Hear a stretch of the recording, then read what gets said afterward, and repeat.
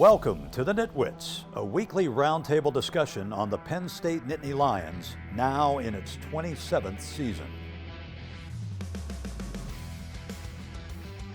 Our panel features a longtime Penn State media and NitWits tag team, Neil Rudell of the Altoona Mirror and Mark Brennan of Lions 24/7 with Fight on State.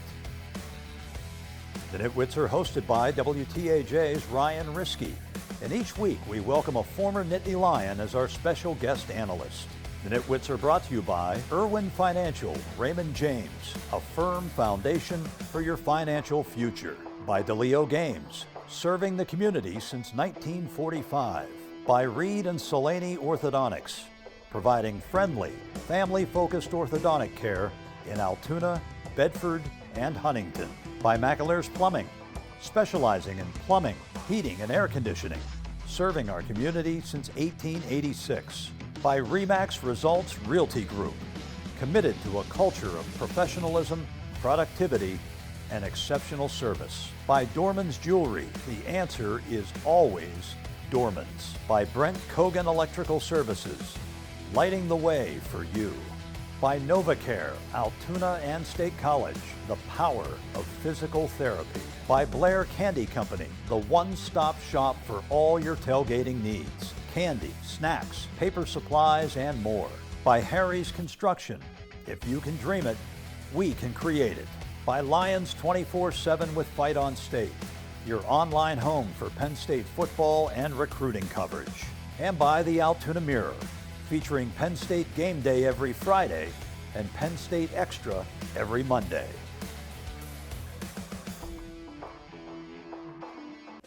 Penn State is off to the college football playoff semifinals after defeating Boise State, and they're going to take on Notre Dame in the Orange Bowl. We have a big show ahead dissecting the Nittany Lions shutting down Heisman runner-up Ashton Jeanty and what the big picture looks like now for Penn State as they're in the Final Four. Nittany Nation Overtime is next. To it. The money is talking, I'm flowing, it's coming in just how I drew it. Yeah, you know what it is. Hey, we doing it big.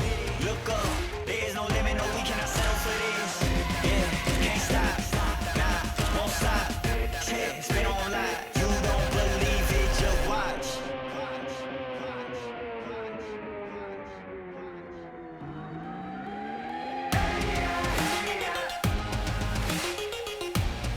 Welcome into another playoff edition of Nittany Nation Overtime. I'm your host, Ryan Riskey. I'm joined by Mark Brennan, Neil Rudell, and former Penn State wide receiver Joe Nastasi. And guys, Penn State's off to the college football semifinals. I mean, this is a huge deal for the program. Well, yeah, that's an understatement. Yeah. I mean, to be able to play Notre Dame, too, an old familiar rival that you had a tremendous 12-year series. These teams have played 19 times. They're tied up at 9 with one tie. But, you know, when you were playing Notre Dame, national championships were on the line. And here you go again. A team that really, I think, is beatable just like the other teams have been. It's just been a really exciting playoff so far. Yeah, one of the cool things, flying back, I mean, all the people wearing Penn State gear and so proud about Penn State football and even around State College. I mean, typically you have a lot of that, but it seems like it's even elevated like another level. And I remember what people telling me, I first started following Penn State football in the early 80s, and when people were saying how much of an impact that first national championship made in terms of growing the university, people getting behind the program. And I'm not sure if they're going to win a national championship, but I think getting to this level, the Final Four that they've not been able to get to in quite some time, I think it's really going to elevate the program overall. Yeah, what a great start. I mean, when I say that great start into the 12-team playoff, it's been exciting. What a wild ride, having that first home game and just the way everything lined up. All the teams that were in it, I was talking to some people about the Monday quarterback saying this team didn't belong, that team didn't belong.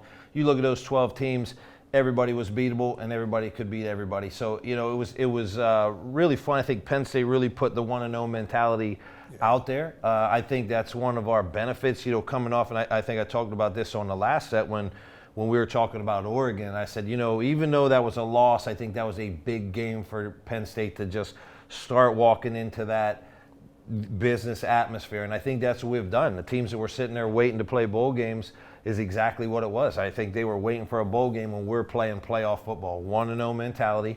James preaches it all the time. And, you know, here we are, and now we're going into another one. Again, but these 4 teams have done that. The teams that are in here right now are all 1-0 mentality. So the ball's going to have to bounce the right way. We're going to have to play good defense and run the ball well. And one thing that's been made a big light of is Penn State's path to getting to potentially to the championship, except you still have to win those games. You know, just because you might have a favorable path, you have to take care of business, and Penn State has done more than that.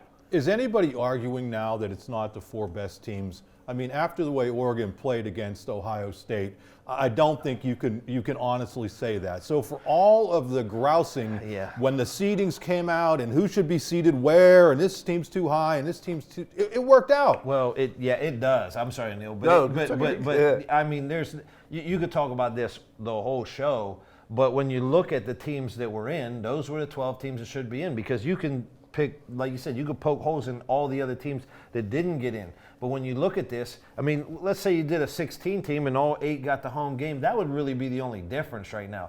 Those teams that sat around and waited, they could have beat anybody as well. It's just that you can't say, well, Ohio State didn't deserve to be there. They just walked right through Tennessee and Oregon, but that's because Ohio State's a really good football team. Penn State did it because Penn State's a really good football team. That's why we're where we're at right now with those teams. I mean, they'll examine the system and see if there's some tweaks moving forward. But how about these 4 brands? Yeah, I mean, my God, when this committee sat down and said, you know, who these 4 teams that we're going to end up with, talk about, you know, a heavyweight division.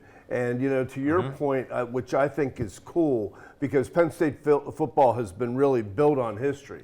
And yet, you know, other than Joe's team in '94, which deserved to be there, they have not won a national championship now since 86. Yeah. So that's 40 years. So kids that are in their 20s and 30s have not experienced this. Yeah, and let's be clear, '94 should have won a national title, absolutely. at least part of it. But that's at how least old you are, Joe. Yeah. That's how long ago now. Here's the thing. I already told Dante, I said, we win the title, the ring's going to fit my finger because we got robbed in '94, so I'm taking the championship ring. That's the way it's going to work in my house.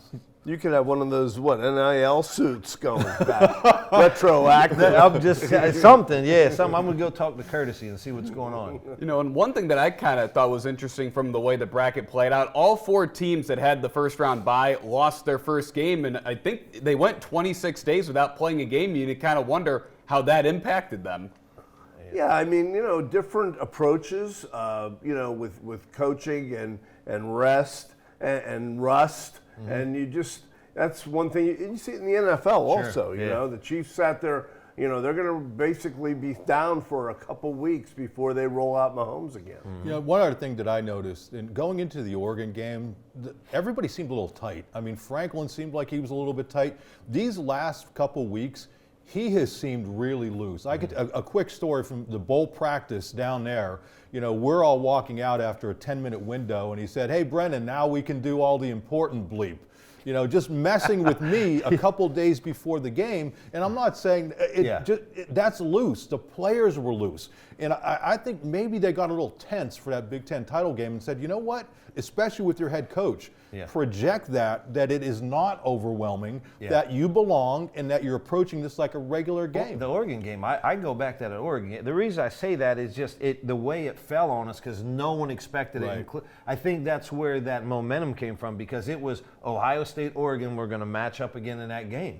And whenever it happened to us, I think it took everybody back for a second. And then when we got in there and we got behind, and then we competed and we were one play away from winning the thing, I think that just changed maybe the whole program's identity at that point in time moving forward. And I think that's why when I say we're playing to win, not to not lose kind of scenario right now in that want-to-know mentality. All right, guys, well, we got to take a quick break right here, but when we come back, we're going to dissect Penn State's big win over Boise State. Don't go anywhere. The NitWits are being brought to you by Irwin Financial Raymond James, a firm foundation for your financial future.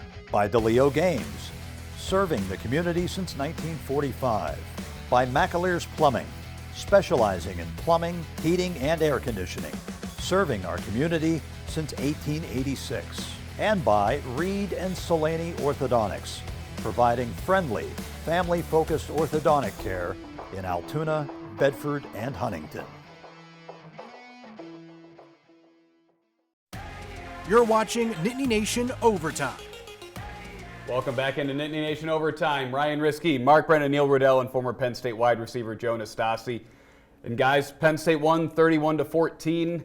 They pretty much shut down Ashton Jeanty as best as you could. He's still got 100 yards. He fell a little short of Barry Sanders' record, because I think one of the keys was that 14-0 start to try to force Boise State to have to pass the ball more early on than they would have liked.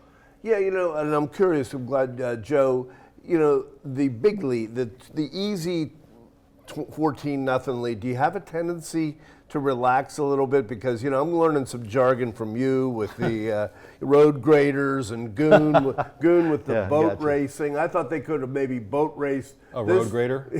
this team. But the boat's going to win. Before you knew it, Boise got off the deck. Did Penn State relax a little bit with 14-0? I think it's that big momentum situation. I think, when we got the turnover and then had a quick turnover right back, it went right back in their favor, and obviously they went down and scored. Now, you at that point in time, you go up 17 or 21. Now you've got a whole different game plan, because you cannot walk the ball down the field with Jeanty. You just don't have enough possessions in the game, so they're going to try and steal possessions.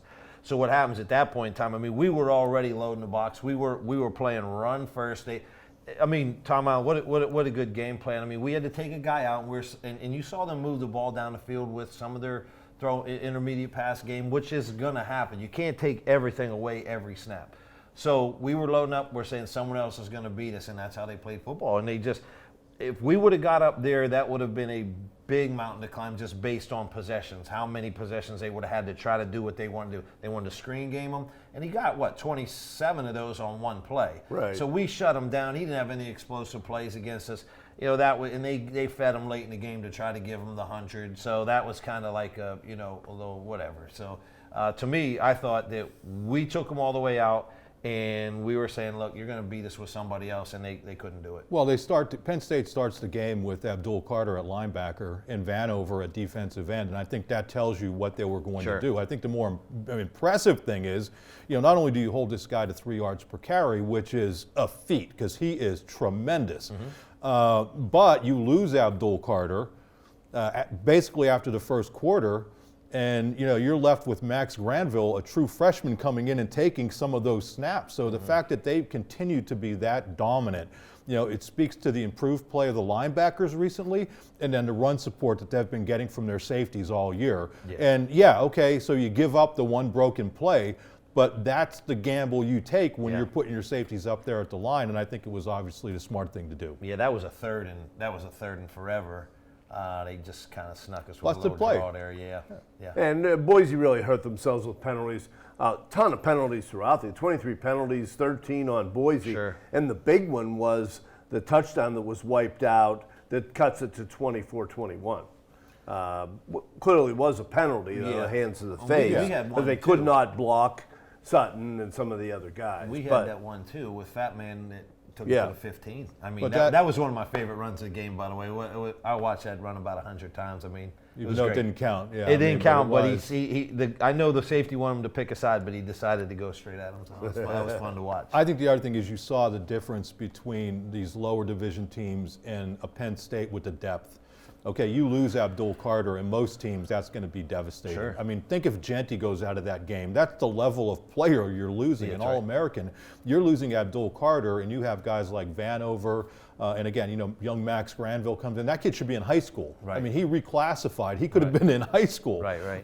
And he's out there playing, and that's the sort of depth that you're talking about. Saban talks about a lot, too, just how we're built. Those Northeast teams are built. Like how Texas is built. Yep. You're built with the big boys inside and out. That way, you're prepared for those kind of games. And that, again, showed up in those first two, because SMU did not quite have the depth or the guys up front. I mean, we're just bigger and stronger in the middle. And, that's look at the teams that are left. That's exactly how everyone's built. Unfortunately, right now for Abdul Carter, I mean, there is some mystery surrounding the injury. However, it seems likely that he will be playing against Notre Dame. I don't know that I would say that. I mean, if you look at his Star Wars posts, I thought it was a positive one. Yeah, no, it is. No, Yeah, that's what I said. It seems likely he'll yeah, play. I don't know. I mean, he could be messing with us. We just don't know. I mean, obviously, it's a big loss if you don't have him, but I think they're blessed that they have a lot of depth there. Hopefully he plays. Hopefully each team is as healthy as they possibly can be. Yeah. Because I think that's what you want to see at this level. He would be a big factor too, based on how we've been spying quarterbacks. Yeah. And this quarterback seems. I mean, this is kind of the perfect game for him to be playing Mike Backer for that in the spy. National media is coming around too on Penn State. Really spent the previous month kind of picking apart the resume and whatnot. Yeah. Now you're seeing Saban, McAfee, some of the real name brand people have been pretty impressed. And Franklin's getting some love too, and he deserves it. I mean, he deserves it. Yeah.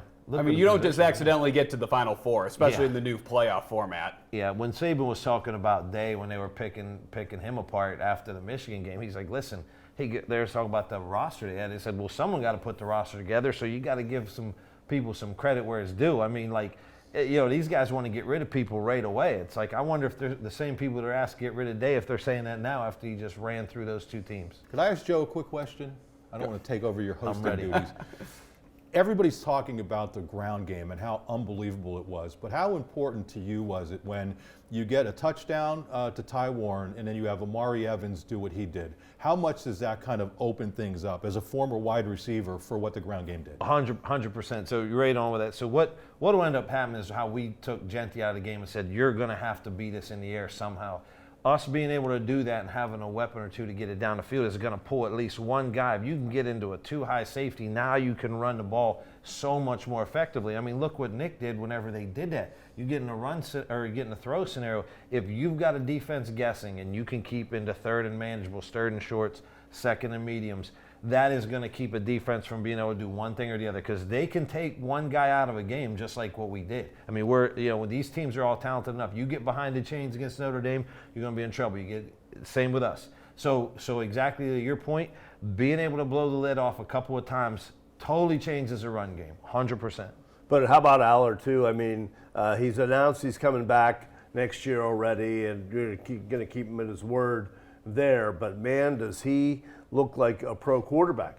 Where he's putting the ball right there, not only just for Warren, he had one with Evans, but he also had a couple other passes that you would have caught, Joe. That's what I'm saying. That's exactly what I said when I was standing there in the stands with my beverage. Right. Hey, one thing about Aller, he had a point in that game where he had 7 straight incompletions. And a younger quarterback panics when that happens. He didn't. He just kept doing what he was doing, and it ended up when he had to hit the pass to Ty Warren later in the game for the second touchdown, pinpoint pass. Those are the things I really look back on the coaching, and like I have always been a huge supporter of James and what he's put together up there, and you just don't get that by accident. Again, you just don't get that mentality. Everybody can scream and put stuff on billboards and posters and say what they are, but our want-to-know mentality and our next play, James talks about it right now, and I know you guys have heard it, the 65 snaps. Maximize those 65 snaps. That's what you're going to get, and that's where you have to be. This is game 16 coming up. You have to be that way. You have to have that mentality, and they've really fed it into this club. All right, guys. Well, we got to take another quick break. When we come back, we're going to preview Notre Dame. Don't go anywhere. The NitWits are being brought to you by RE/MAX Results Realty Group, committed to a culture of professionalism, productivity, and exceptional service. By Dorman's Jewelry. The answer is always Dorman's. By Blair Candy Company, the one-stop shop for all your tailgating needs. Candy, snacks, paper supplies, and more. And by Harry's Construction. If you can dream it, we can create it. You're watching Nittany Nation Overtime. Welcome back into Nittany Nation Overtime. Ryan Riskey, Mark Brennan, Neil Rudell, and former Penn State wide receiver Joe Nastasi. And guys, we discussed earlier on the show, historical matchup between two big brands in college football. And Neil, you mentioned earlier, the all-time head-to-head, 9-1. So someone's going to finally take the lead in the series. Yeah, what a big prize it's going to be, too, for the winner of this to get in the national championship game. But, talk about James and the mentality, the recruiting, all the things that he has done. Hey, we know there's things that he hasn't been able to do, at times with Ohio State, and maybe that opportunity is coming. But let's give credit for all the things, the stage that they're on, and considering where the program had to overcome, over the years. I know they haven't gotten there through the market, beating Tennessee or, blowing out Oregon yet. But boy, what an opportunity. And I think Notre Dame is kind of like them, right? Mm-hmm. Yeah, it's just, again, you guys talk about the brands, and that's really what it was. All those teams are all really good. Let's call it what it was, the 12 teams, and to win those first 2 games, great for Penn State, great for, like you said, the camaraderie, the fans, the town, the environment, everybody that's in the blue and white. And I agree. Here's another step. And just where we were a handful of years ago, like you said, kind of left for dead, and then where we're at right now. I think people have convenient memories. But, man, I'm really excited, proud of the team, proud of the program we put together. And I'm just excited for the next step. Again, what a game to have these two teams going at it, and even like the Texas and Ohio State. This is outstanding. Been the best year of college football that I can remember. This has been a great series. My favorite game was 1990, and how ironic is it that 2 of the people who caught touchdowns for Penn State, Al Golden, now the defensive coordinator at Notre Dame, Terry Smith. There you go. Now the cornerbacks coach. Yeah. Cornerbacks playing pretty well for Penn State now. Wow. So it all these years later to see, some Penn State players who were so vital in that game way back when, to be actually on either sideline. So it'll be fun, I'm sure, in the off season for those 2 guys to kind of get together and talk about it. So here you are, you come out of the Boise State game. I'll be curious what kind of strategy you're going to play. Notre Dame does not throw the ball that well up the field. Penn State, I thought in this game a little bit got away from the run at times. Really could have maybe pounded it a little even more. A key 3rd and 1, some other situations where they tried to throw. I know Aller only threw 25 times, but I'll be kind of curious what the strategy is and how much they come after Leonard, because he doesn't really throw the ball deep.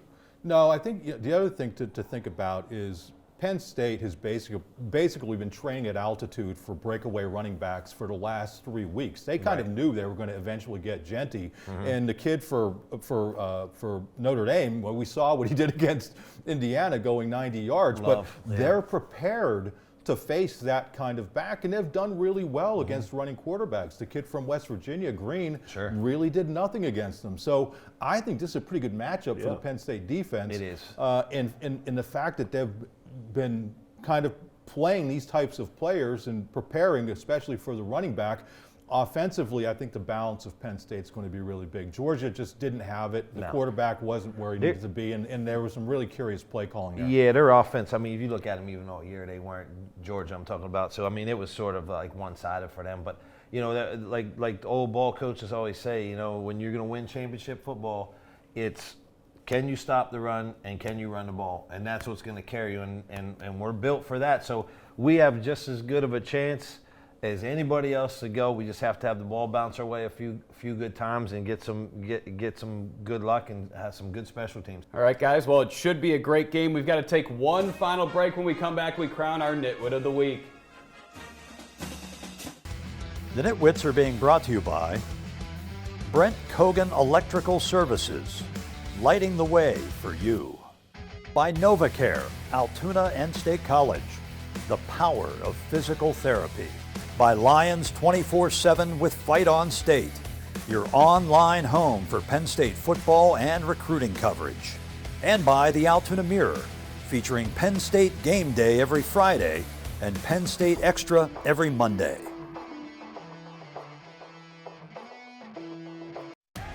You're watching Nittany Nation Overtime. Nitwit of the Week, and looks like the guest got another one there last week. Shane McGregor came through in the clutch. Okay. He picked it 31-13. He was right almost on it. Wow, pressure's on. Good job, Shane. Pressure's on. Okay, here we go. I'm still well in the lead, though. I did see that, but He said modestly. Let me He needed Clay's help. Smaller. And Riley. All right, man, here we go. I'm just going to come right out and say it. We're going to have a funny look at score, but it's going to be Penn State 23, Notre Dame 20. Okay, you know, I'm looking at Notre Dame's schedule. I just think Penn State's played tougher games. The ACC and Army Navy that Notre Dame beat up on. I'm going to say Penn State a little more decisive, 31-20. Ooh, I like it. Wow. If Penn State turns the ball over, if Penn State basically does what Georgia did, anybody's going to lose because Notre Dame's a well-coached team, but I think Penn State has more talent overall. And Neil, I'm with you. I'm surprised you went that big, but I'm going to go 34-21. All right. I think it's going to be a close game. I think it's going to be a good one. I'm going to go Penn State wins this 27-17. All righty. Okay. All right, there you have it. Yeah, good luck to your pick. Yeah, I hope you're right. State I want to calm down a little bit. Penn State's off to the Orange Bowl to take on Notre Dame. We'll be back on next Sunday to recap the game.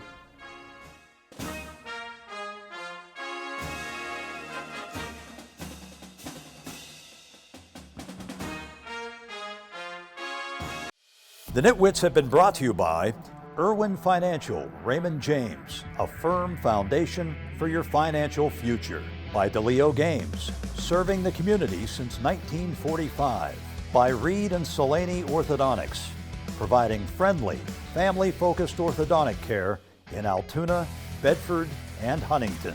By McAlear's Plumbing, specializing in plumbing, heating, and air conditioning, serving our community since 1886. By RE/MAX Results Realty Group, committed to a culture of professionalism, productivity, and exceptional service. By Dorman's Jewelry, the answer is always Dorman's. By Brent Kogan Electrical Services, lighting the way for you. By NovaCare, Altoona and State College, the power of physical therapy. By Blair Candy Company, the one-stop shop for all your tailgating needs. Candy, snacks, paper supplies, and more. By Harry's Construction. If you can dream it, we can create it. By Lions 24/7 with Fight on State, your online home for Penn State football and recruiting coverage. And by the Altoona Mirror, featuring Penn State Game Day every Friday and Penn State Extra every Monday. Thanks for watching, and we'll see you next week.